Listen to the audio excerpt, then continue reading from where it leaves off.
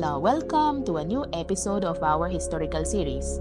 Let's continue with this plot that deserves its deep investigation and simple explanation.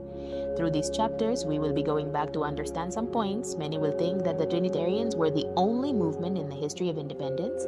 That is why we bring you the historical data of the other independence movements that led to the separation of Haiti.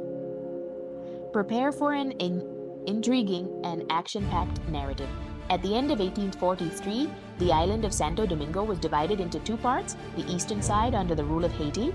At this time, three key political groups were at play. The conservatives, followers of the former leader Boyer, whose main leaders such as Tomás Bobadilla and José Joaquín Puello were in disgrace after the loss of power of Jean-Pierre Boyer. The annexationists. They sought the separation of Haiti, but some considered that independence was not viable and preferred annexation to a European power. There were three subgroups: those who wanted to return to be part of Spain, those who sought the protection of England, and the Frenchified ones who trusted France, the Trinitarians. Known as liberals, they fought for the total independence of the former Spanish colony under the leadership of Juan Duarte. The Frenchians had planned to separate and join France on April 25, 1844. However, the Trinitarians decided to go ahead. On an exciting night, on February 24th, a group of brave independent supporters gathered at the house of Francisco del Rosario Sánchez. The next day, February 25, emissaries were sent to different regions of the country to communicate the decision.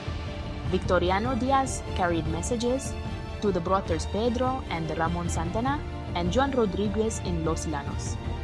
Excitement and suspense were in the air. In addition to the main groups, there were other separatist movements. A pro-Spanish group led by the priests Gaspar Hernandez and Pedro Pamies in Santo Domingo and General Andres Lopez Villanueva in Puerto Plata. The pro-English group, led by Pimentel, an owner of Las Matas de Farfán, sought help from England. The afrancesados, composed mostly of people who had held positions in the Haitian government, sought help from France in exchange for political, tariff, and territorial privileges. The fight for independence in the Dominican Republic is a gripping story of bravery and determination. These patriots decided to risk everything to free their land from Haitian rule. This historical episode is just the beginning of an even more fascinating story about the formation of the Dominican Republic. What happened after? Subscribe and activate the bell to find out in our next episodes. Until next time.